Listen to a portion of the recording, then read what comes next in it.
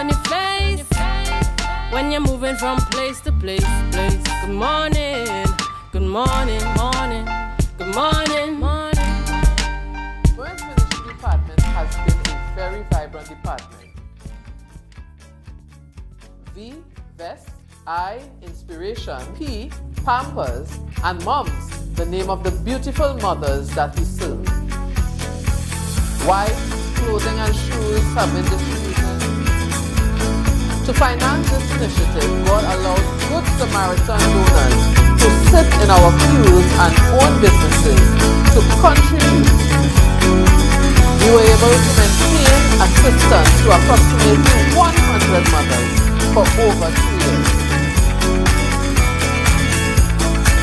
As a mother who was having a little difficulty with getting stuff, it has benefited me in a really positive way. Thanks to everybody who's a part of the program.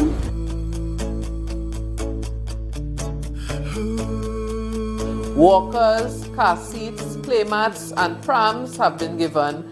Food hampers have been served. Medical, counseling, and rental assistance to VIP moms have been given. VIP moms. VIP moms. VIP Mom!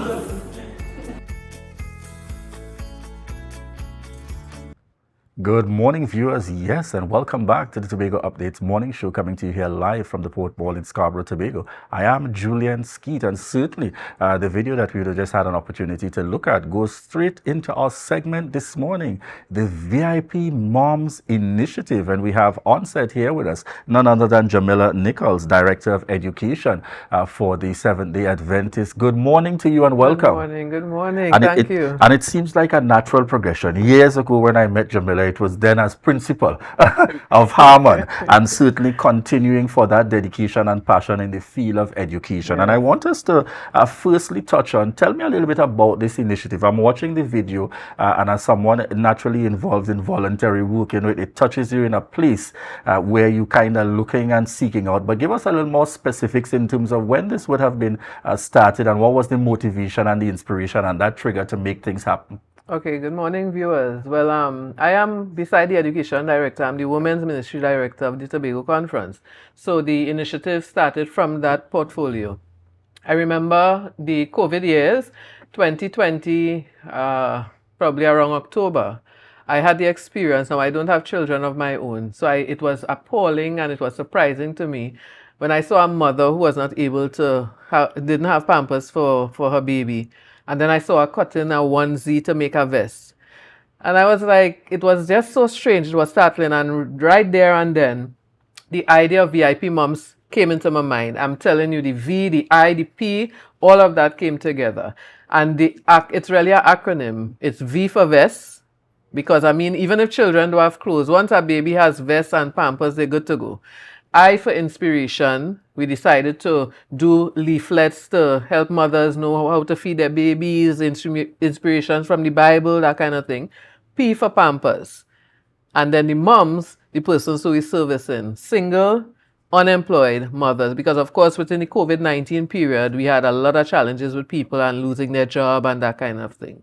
So I want to get from you, because I want to start from the perspective of those who volunteer, because I see a cohort of women there in terms of promoting VIP moms. Tell us about persons who, and how do they get involved to provide support in an initiative like this? Before we chat about those who get the support, let's chat about first persons who might be seeing this initiative and wondering, who is this thing open to? I didn't even know that it exists. Is this something I can be a part of? Yes, we have existed 3 years now. Actually, in the Seventh-day Adventist Church, each church, we have a 30-something congregations in Tobago.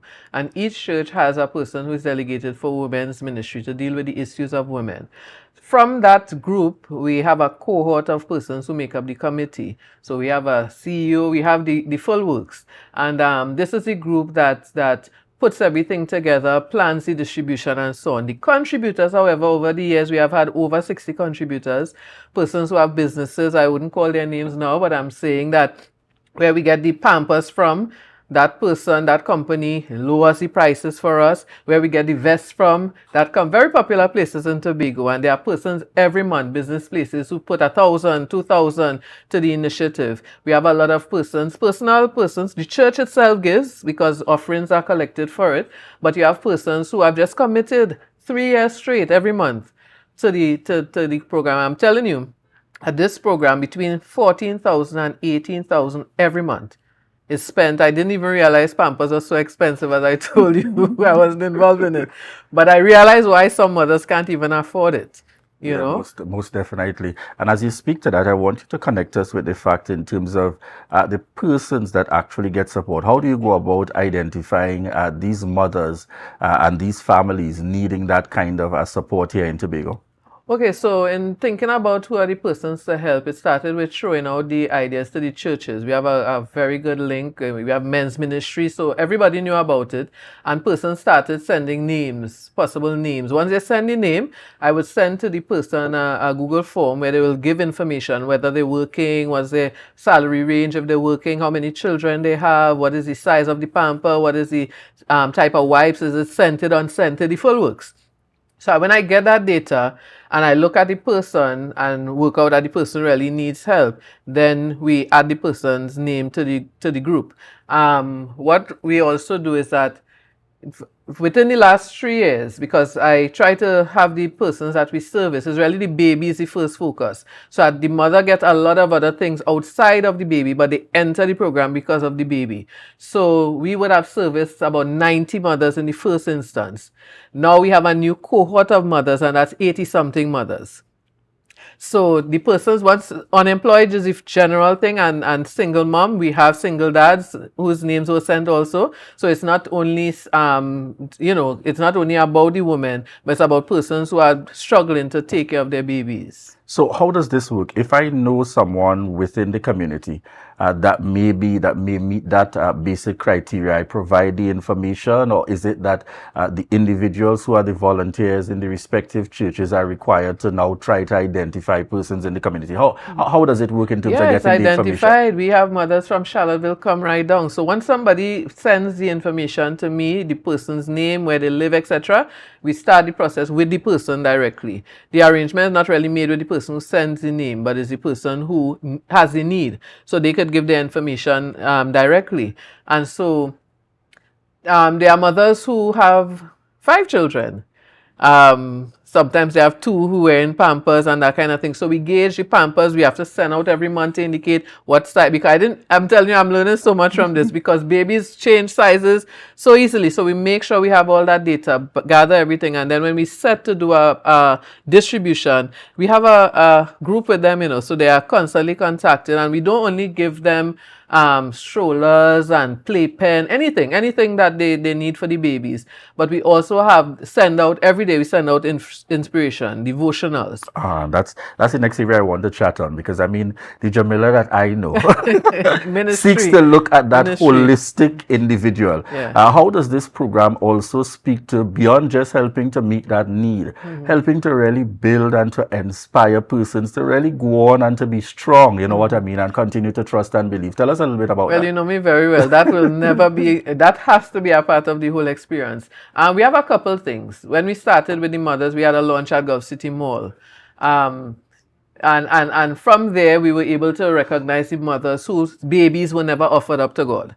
So we had a mass offering of babies to God at one particular time. We have a program called Character Building Series. It's a collaboration between the children ministry, men ministry, youth ministry. And the focus of that program is that we teach the mothers how to discipline their children, how to feed their children. It works. Actually, on May the 19th is our next series. It's on Zoom, but it's about postpartum depression. Dr. Sandra Reed will be with us. So that's how far-reaching it is. And so a lot of persons beside the mothers that we service come onto the program. Sometimes it's 200 on the set. Just gaining strength and stuff, because I realize that a lot of the mothers, they are young mothers between 18, the oldest may be 40, but a lot of young mothers in their 20s don't know anything about discipline and raising children, the reality. And sometimes we would say, so why are they having more children? But who has oriented them? when they're looking for love, when they're looking for help, they think that they have met the one that and then they give themselves again, and then the person leaves again. So I'm not into why they don't stop and why, no. I am into God. The Bible tells us that we will always have the poor among us. So questioning whether she don't need that, no, leave that to God will reveal that. But I think there are, and I didn't realize that there were so many unemployed people. And beyond our nationals, we have a lot of Venezuelans in the program too. And I must say, I want to send a little shout out to Tabitha's house. We have links. So because we don't do food at present, because we're going into that just now, I'm able to call her and say, well, I have a mother who just called, need food. And she would say, come, collect a package. And she would send mothers to the program when she knows mothers are in need. So it's important to have networking. I've been having experiences also with women of substance. So it's about networking. I want to really be able to, the health and social, they would have helped a lot in the, right. So persons who need rent, we have mothers who got evicted. Sometimes I feel so, that like if you can't, you wish you could do more, because when you're a mother being evicted, we don't have a space right now, but I'm telling you, in the vision that we have, there must be a space where if a mother needs a month to rest her head, that we are able to do that. And I'm happy that you mentioned those stakeholders, women of substance and so on, and in particular even the Tobago House of Assembly, because I often make the point as someone involved in NGO work that there is really a place for churches and NGOs to still contribute significantly to our landscape, as we cannot expect fundamentally everything to be done in that regard exclusively through the public sector. Yeah. And just before we come to the end of the interview, I also want you to share with us, what has the impact been like over the years? And I need you to bring some clarity, because there are people who would believe, all right, this is for SDA only. We only helping SDAs in need. Just bring some clarifications for us there as well. Actually, the program, if we have 3 SDAs on that program, we have a lot. It's not really for SDA, because the church has community. So the church is community service, men ministry, everything is taken care of in the church. This is really an outreach program. So most of the mothers are non-Adventists. We actually, I'm telling you, we do Bible classes, all stories. The mothers the impact has been great. We have a lot of testimonies about the program. And remember, this started within the COVID period.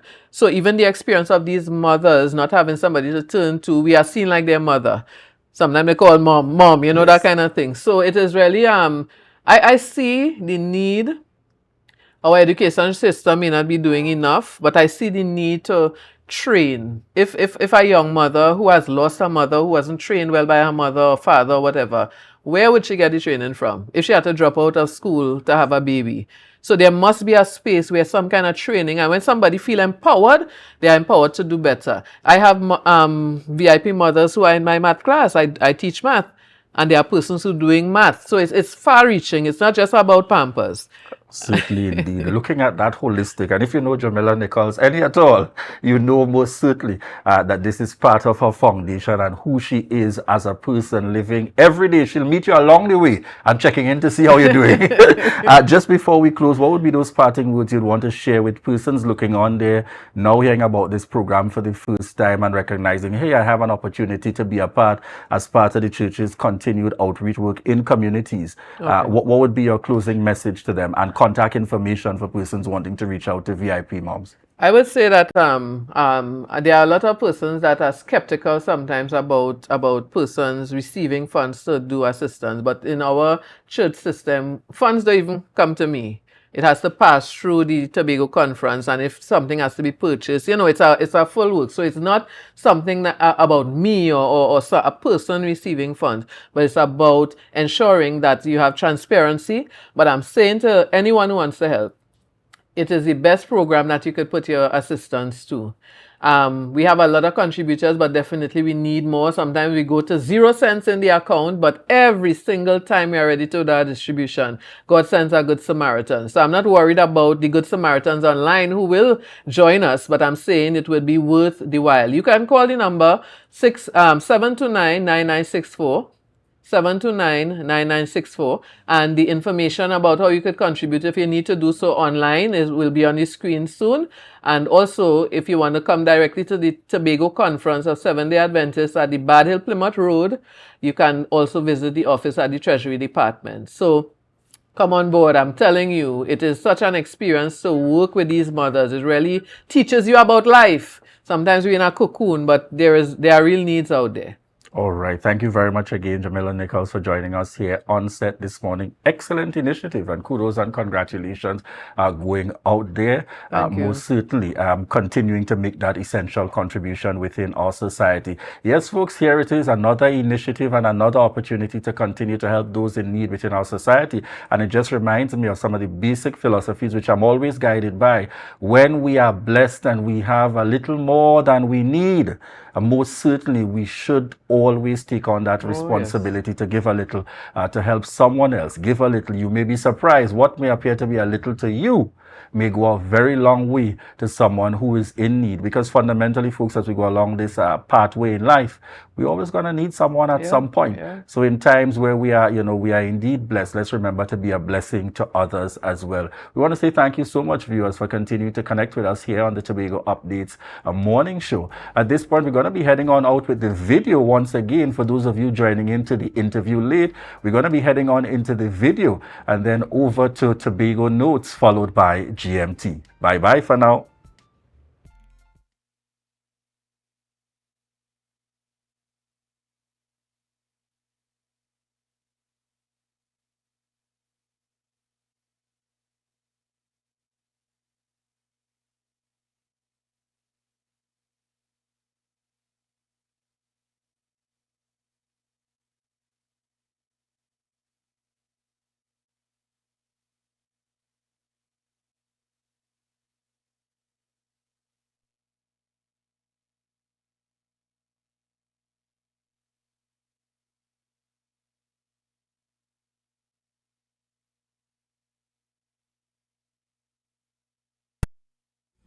Mother who was having a little difficulty with getting stuff, it has benefited me in a really positive way. Thanks to everybody who's a part of the program.